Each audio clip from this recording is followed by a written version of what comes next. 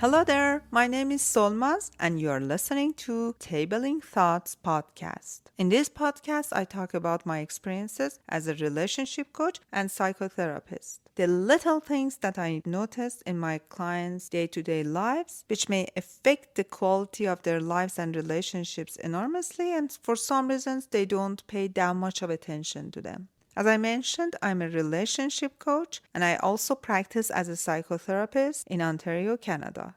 In order to get more information about me, you may check my Instagram account, YouTube, or my other podcasts via the links in description. You are listening to the 16th episode of Tabling Thoughts podcast. And in this episode, we are going to talk about how to unlock the secrets of emotional intelligence in relationships.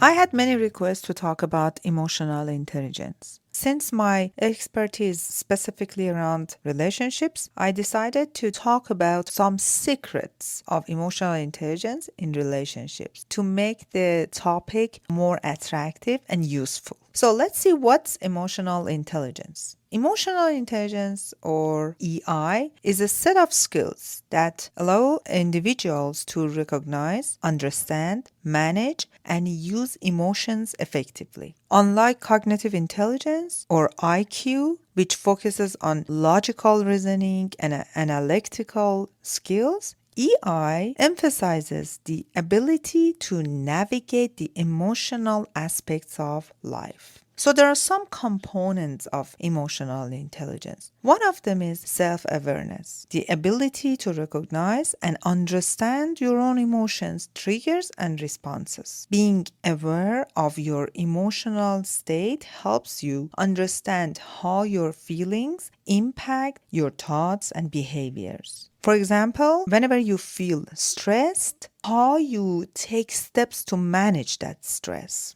Another component of emotional intelligence is self-regulation. Self-regulation is the ability to manage and control your emotions, specifically in stressful situations. Self-regulation involves staying calm under pressure and avoiding impulsive reactions. For example, taking a moment to breathe and think before responding a heated argument. Another component is motivation, the drive to pursue goals with energy and persistence, which is influenced by personal reasons rather than external rewards. People who are motivated are often more optimistic and resilient, which helps them maintain a positive outlook even when faced the challenges. Another component of emotional intelligence that you can easily identify in individuals around you is empathy. Empathy is the ability to understand and share the feelings of others. Empathy allows you to connect with others on an emotional level while you're fostering deeper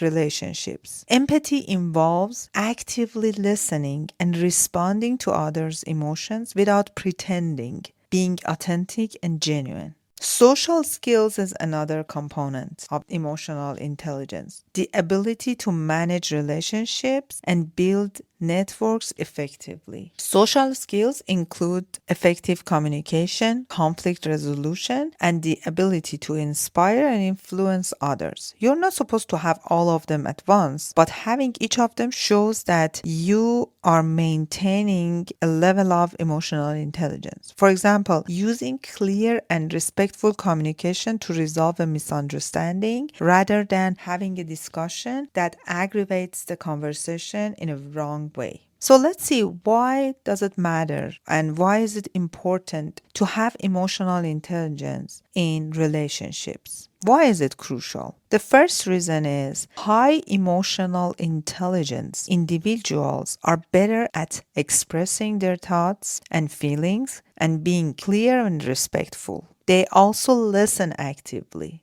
This active listening is a huge virtue among individuals when they want to have effective relationships, ensuring that their partners or the other party feels heard and understood. Such communication will lead to fewer misunderstandings and more productive conversations, strengthening the relationship.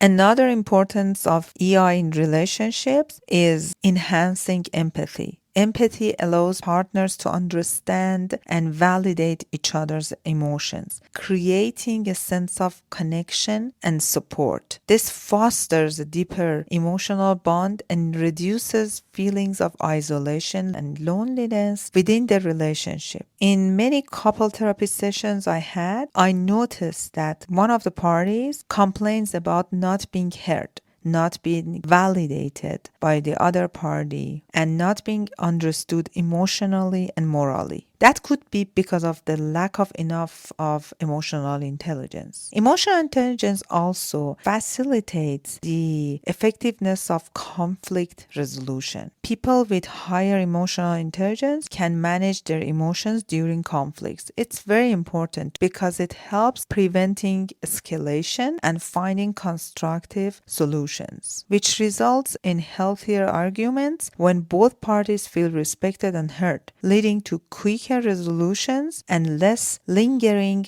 resentments. Emotional intelligence helps individuals cope with stress and setbacks in the relationship, which helps maintaining a positive outlook. This kind of resilience allows couples to navigate challenges together, strengthening their bond and commitment. Being emotionally intelligent involves being honest and open about one's feelings, which will build trust. Trust is the foundation of intimacy, my friends. When partners trust each other, they feel safer sharing their deepest thoughts and emotions, enhancing their relationship's depth. And of course, relationship often involves change and adaptation. People with high EI are more flexible and willing to adjust to new circumstances. This adaptability helps couples grow together and maintain harmony even as life circumstances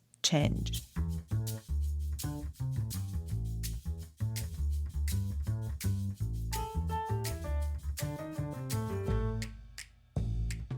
So, having said all these different aspects of emotional intelligence, how to bring them to our daily life and how to enhance it? You need to have daily EI practices, as I say. Simple exercises to boost your emotional intelligence, such as mindful meditation, reflective journaling, the miracle of writing and reading, and some empathy exercises. Practical role-playing exercises may help to practice EI skills in real-life situations as well. Sometimes I ask the couples when they feel that the other party lacks it or when they feel unable to express themselves, I ask them to role play. Of course, we started in couple therapy sessions and they take it to home to practice it more often. But role playing scenarios are very helpful as well. And of course, from time to time, you could self-assess yourself. There are many self-assessment quizzes and tools that you can Google and look for EI self-assessments. And they help you to first figure out what is the level of your EI in your daily life and in your relationship and how to improve it. Having said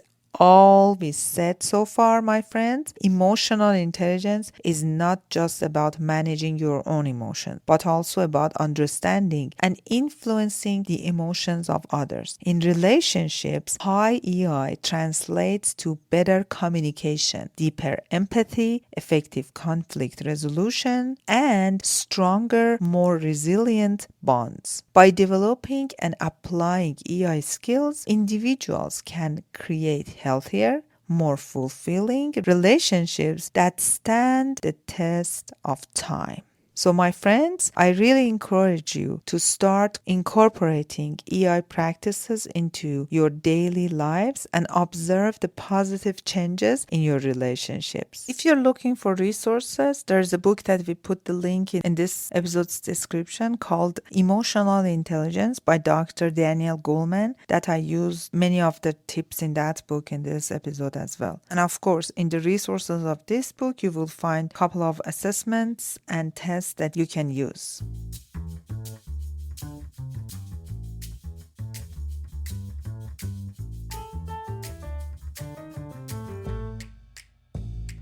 My friends, thank you very much for listening to this episode. I would love to read your comments about Tabling Thoughts episodes. Thank you for sharing with your friends. Thank you for encouraging your friends and loved ones to work on themselves. Until next episode, take good care of yourself.